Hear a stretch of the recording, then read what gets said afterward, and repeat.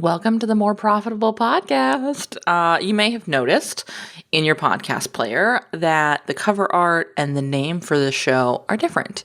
I'm really excited to be sharing this. This has been sort of months in the making, arguably years in the making, but we'll talk about that in the show. I want to talk through the process a little bit because frequently we work with clients who are thinking about rebranding their show. So how do you approach that? What does that look like? And ultimately, how can you rebrand your show and support it in setting you up for better success sales-wise with your show? Let's get into it. Oh, and there's a new intro. Listen. Welcome to the More Profitable Podcast with Stacey Harris. I'm Stacey, and this is the spot to learn more about the strategies, tactics, and tools you need to build your more profitable podcast. My team and I work every day with podcasters like you to shift shows from frustrating time sucks to productive members of your sales team, because your show should be built to generate and convert leads. So let's get into it. First episode with a new outro. I'd love to know what you thought. Hit me back. FYI, if you ever noticed, and I think we talked about this in the housekeeping series, but the old intro, you could double click the 15-second fast forward and it would perfectly hit. This one does that too, don't worry. So feel free, when you're here week after week, you don't have to listen to that little bit of 30 seconds. You'll hear my intro that's specific for the episode. Then double click fast forward and then you'll get here to us when we're back together. I'm really, really stoked for this. As I mentioned, this is something that has been in the works for a while.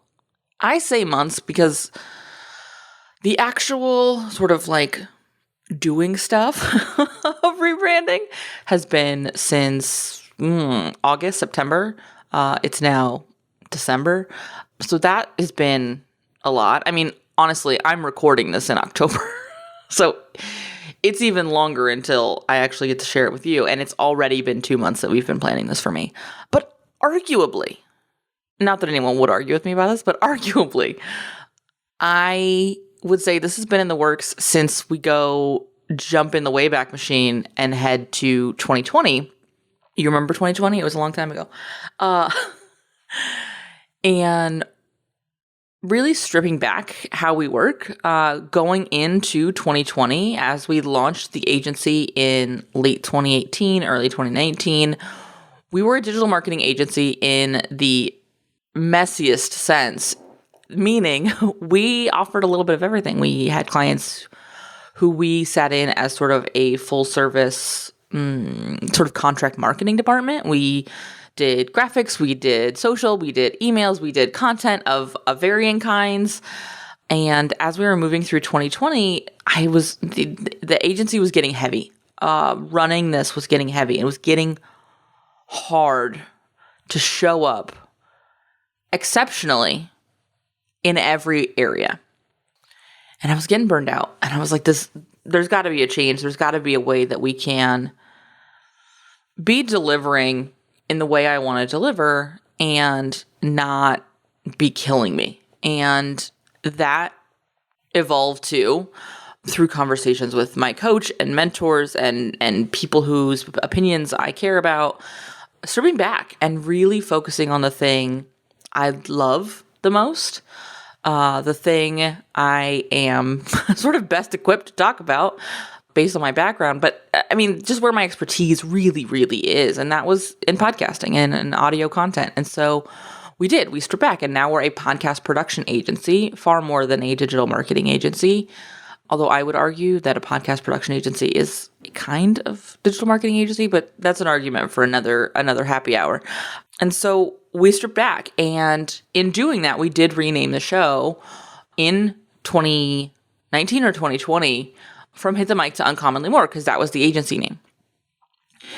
Fast forward to earlier in 2022, Uncommonly More was feeling like a little generic. I mean, yes, it's our company name, and there was a lot of value in when people were looking for us, they found us. And I really love that, and it served its purpose really well. But it was time to make a bigger change to really be in alignment with what it is we do here. And in 2021, we launched the podcast newsroom. The news you need now for a more profitable podcast. If you haven't joined us in the podcast newsroom, be sure to do that. Podcastnewsroom.com is the place to go to sign up for that. It's totally free. I'm really excited because as we move into January, I'm going to be launching a second monthly episode. So right now we get an episode the first day of the month. It's the news you need, kind of what we're talking about, what you need to be aware of as you move through that month. But in January, we're going to be launching a second monthly episode, which will be a behind the scenes kind of podcast audit. We're taking volunteers now. So head over to podcastnewsroom.com, sign up, and hit reply to one of those emails and let me know that you want to do an audit with me. And we'll get you on my calendar for Q1. Anyway, so the podcast newsroom we launched, the news you need for a more profitable podcast, because I really wanted to sort of stake out our corner of profitable podcasting, not hobby podcasting, but profitable podcasting. This space where you are using your podcast to not just generate leads, but convert clients. And feeling into really owning that corner of this whole thing. And we ran that for about a year. And it was August 2021. And so it was probably August 2022 where I was like, should I just make the podcast newsroom the show, the Uncommonly More show, just replace it with the podcast newsroom? We'd probably take the podcast newsroom public and then have like one episode a month that was a private exclusive within that same feed. And I was like, ultimately, no. I like having the separate place. I like having the kind of conversations we have there. Those episodes are really short. Those episodes are in and out. Here's what you need. And from a larger marketing sort of podcast sales funnel perspective, I like having content that sits public facing, some content that sits private facing, and then a purchase opportunity. The thing we talk about on that show is not, here's how to get on my email list or come follow me on Instagram. The thing we talk about on that show is, cool, let's work together. Let's see what works for you. Is it a podcast strategy intensive? Is it podcast production services? Whatever it is, let's get it done. Let's get you moving forward. And so I really didn't want to pull it out, and I really didn't want to make it its own thing. And so it came time for me to get really clear on the fact that it was time for me to rebrand this show. And that's what I want to talk about today. We're going to talk about why we made the change. We're going to talk about why now is when we made the change. And we're going to wrap up talking about 4 critical touch points. So these are the things that, like, the housekeeping of it all, the logistics of it all that have to be touched, and the things we have to consider. And some of this will be stuff we talked about during the podcast housekeeping series in October. And so if you haven't listened to those episodes, I will link to them in the show notes because it's going to be important that you listen to those. But let's start with why the change? Why rebrand your podcast? I'm going to talk about this mostly from my perspective, but I'm going to be highlighting some things that I want you to be looking at. So if as you're listening to this, something really hits, something really resonates, and you're like, ooh, I need to look at that, I highly encourage you to write it down. Make a note somewhere in your phone, whatever's around you, grab something on your desk, whatever, grab your journal. This is a great place for that. And I want you to actually ask yourself why that's bringing something up for you. Like, why, dig in on that. Like, ooh, that really resonated. Why did that resonate? Where am I also feeling that way? Because that is, for me, is a really helpful way for me to recognize where I'm not seeing my own, quite honestly, feelings. And so I encourage you, as you're listening to me talk about these things, if there's something there's like, ooh, yeah, that feels off about my show too, or ooh, that sounds interesting or fun or engaging or like a good idea, I want you to look at that. I want you to spend some time with it. If you would like to reach out to me and talk about it, we can talk about it on Instagram in DMs, or you can drop me an email. I'd love to hear about it, because part of the reason this was such a long process, like I said, I've been thinking about this for a couple of months. We're still a couple of months away from you hearing about it. But it was a long process because it felt big, and it felt a little heavy. And so I had to be really clear on why I was doing this so that I could do it. Because it is an undertaking. It is a scary change. Will people be able to find my show if my show's not named?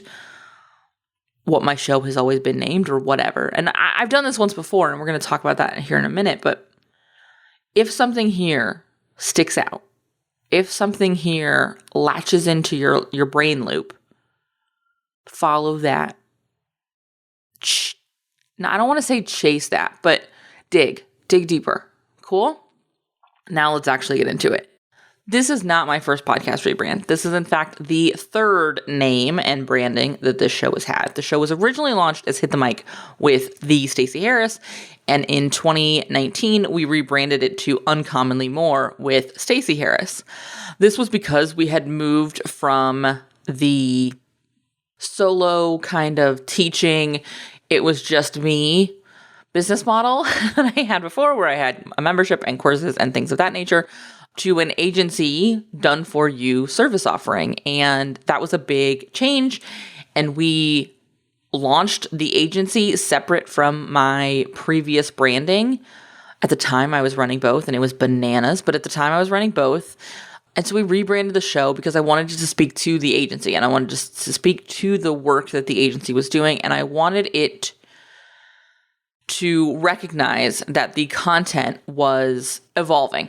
It was going to shift from quick tips and how-tos to being a tool that demonstrated that I knew what I was doing and you could trust me with your business. You could trust me and my team with your online presence at that point, because we were offering all the things that we talked about earlier.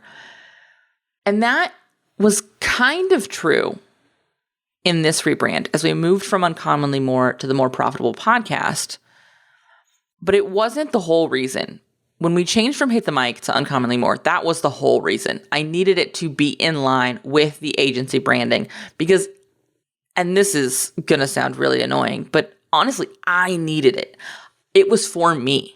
It wasn't for you. It wasn't for the people who listen to the show. It was for me because I needed to all the way step into this new, honestly, business is what it felt like. This new brand, this new way of working, this new way of doing things, this new way of looking at myself as a business owner.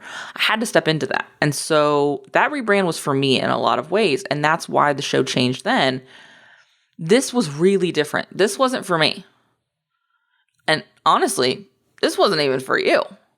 This was for the people who are looking for this show and not yet finding it, because they're not looking for Uncommonly More.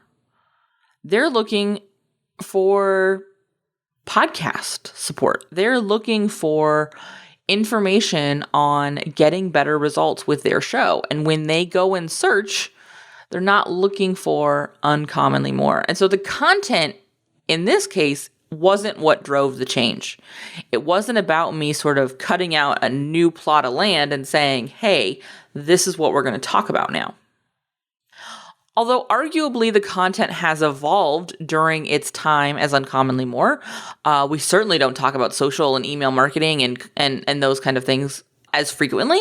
And when we do talk about them, we talk about them through the scope of podcasting. A great example of this is an episode we did on Instagram do's and don'ts. Originally, that episode was like about DMs. And then we evolved the episode to be talking more about how podcasters can be using Instagram to get the results they want, to engage in some of the conversations that they're craving with their listenership. And that is such a great example of how the content changed while being the Uncommonly More show. That content change won't happen now.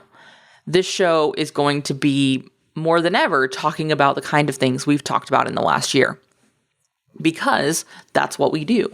That's what we offer. That's our value in this landscape, is talking about strategic podcast content that moves a listener from content consumer to client.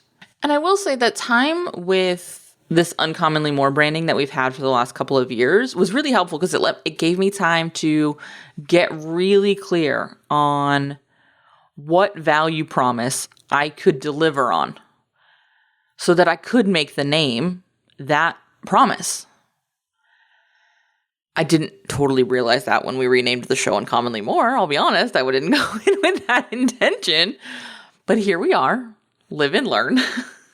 And so as we made this change, it came down to, we've proven this show works.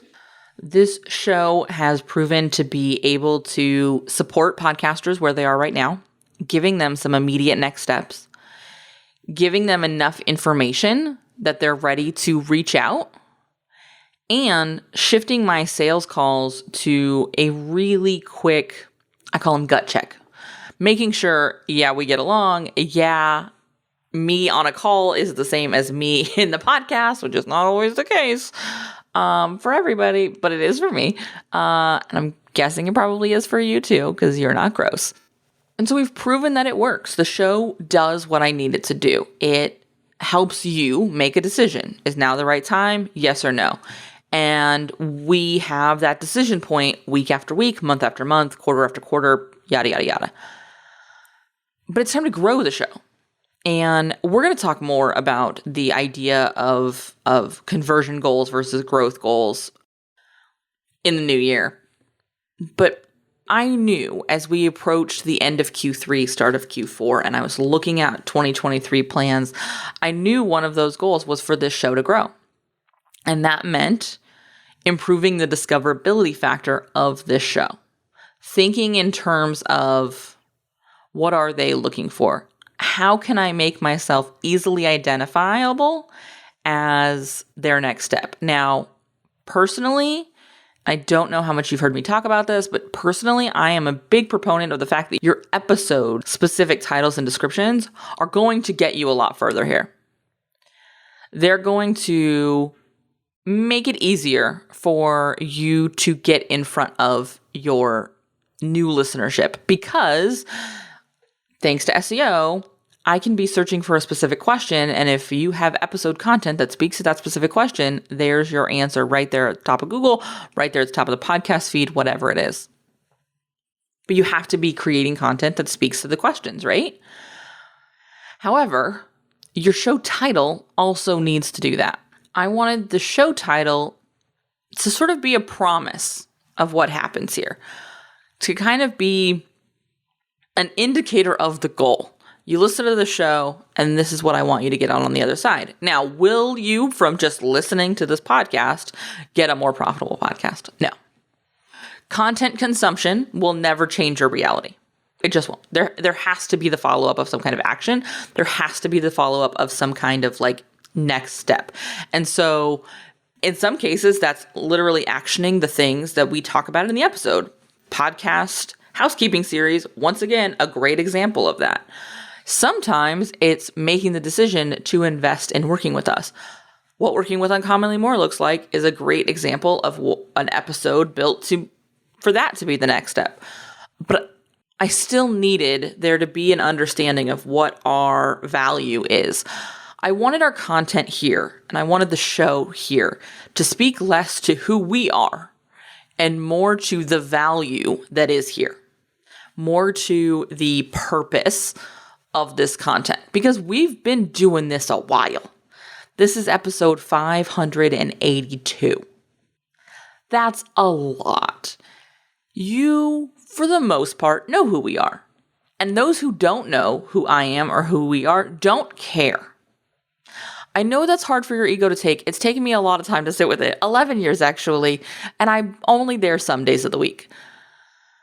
But that new listener, that growth, is not about getting people to fall in love with me. It's about telling them this is the value here. I wanted to make it easier for our potential clients to find us. That SEO piece is so, so important, especially as we see more and more craziness evolving in social, especially as we see social media changing faster and faster and faster and faster. The things that worked for me when I launched this business in 2011, or when we evolved it in 2015 or in 2020 or earlier this year, the reality of marketing on social and using that as a discoverability tool is different. It's not better, it's not worse, it's just different. It's changing all the time. Honestly, so is podcasting. The value in SEO is bigger than it's ever been before, and your show title is a factor. I wanted this show to speak to what we care about because it helps listeners identify that they're the kind of podcaster we help. We're not super helpful for somebody who is a crazy big fan of Schitt's Creek and wants to start a watch-along show. And the purpose is just to connect with the community of people who also love Schitt's Creek. It's just not the kind of show we produce. I'd listen to it. If you have one of those, send me the link. I will listen. Mostly because I use it as an example all the time on the show. But for business owners, for brands, for people creating change through their business and using their podcast to drive traffic to that business, to grow that customer base. Those are the kind of podcasts we work with. And that's why that profitability piece needed to be in there. Because that's the difference. And so all of those things were the things we considered on why we made this change. But why now? Why make the podcast net change now? Why rebrand now? I kind of alluded to it. This show is ready for growth. We have proven that this show can consistently convert listeners. More importantly, we have proven that this show can help us convert the right listeners. The podcast hosts who are ready for a change, the podcast hosts who are ready for support, the podcast hosts who really thrive in the kind of work we do. It helps them identify, yep, I'm ready, and this is the team for me. This is who I want to work with. This is who I want to invest with. This is who I want to partner with to drive my show and my business forward. And now we're ready for more of them. Now we have the capacity and the systems that support growing the amount of customers and clients we support. We've added other ways to work with us. We don't just have our podcast production services anymore. Now we've also got our podcast strategy intensives. So we have some more capacity to help some people who maybe aren't ready for production, but do want some support. Cool.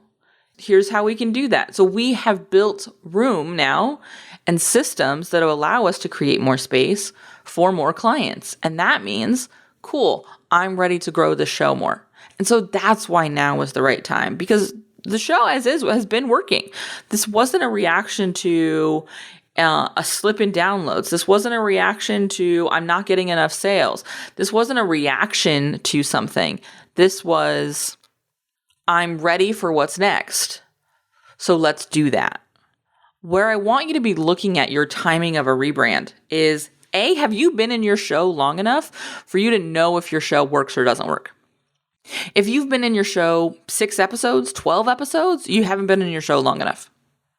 Keep tweaking the brand and the thing that you have. Now, I will say, little asterisk here, there is an exception to every rule. If the show you currently have is in complete contradiction to who you serve or how you serve them, then yes, obviously, go for it. Don't hesitate. But if your show feels like it's mostly there, it's just not clicking yet, then smaller changes are necessary than this. Tweaking episode titles, playing with episodes, formats and structures and timing and things like that are all things I'd recommend before a rebrand. And if you've noticed, over the last year, we've done a lot of that in this show. We changed the day of the week the episodes release. We've had not insignificant amounts of time where I've re-released episodes or just promoted back catalog episodes. There's been changes to the actual structure of the show. We have our hook intro and then our regular intro and then content. We've had a couple of guests. We really dug into more like case study kind of episodes, guest episodes with our clients. There's been a lot of format stuff we've played with in the last year. That's also how I knew this show was ready for a rebrand. Is I made those 1% changes before I made this I'm going to say 70% change. Okay? Those tweaks have to come first. Because one of the reasons that we talked a little bit about earlier that uncommonly more was kind of general was I wasn't really sure.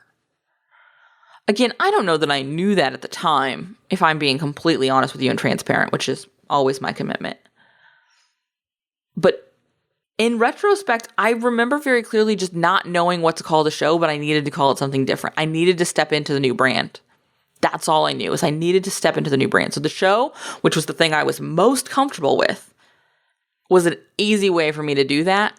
And naming the show, the business name, made that just the way it was. I had to step into it because that's what I've always done the show, and the show was going to keep going.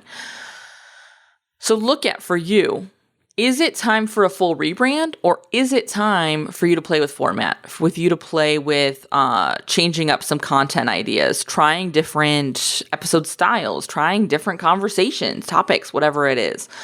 Make those little tweaks first, because that's going to allow you to step into that rebrand more fully. Before we wrap this up, and I am going to wrap this up because this is a long one for us, I want to talk about 4 critical touch points that you need to be paying attention to. First and foremost is your format and your content. Is your format going to stay the same? Are your content topics or content pillars, whatever language you want to use to talk about that, are those going to change? That was something we had to look at. And that's why we've been playing with the format and the structure of this show over this last year. Like I just mentioned, those were the tweaks we played with.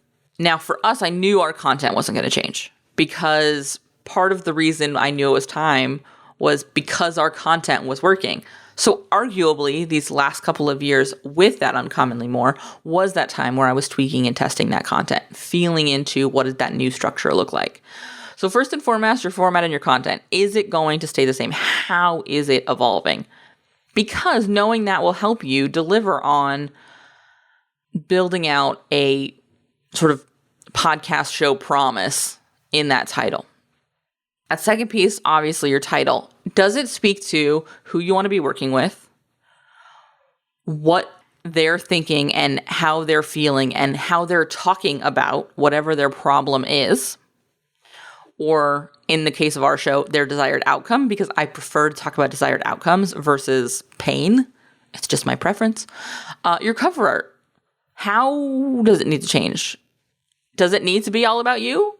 Does it need to not be all about you, depending on where you are in your business?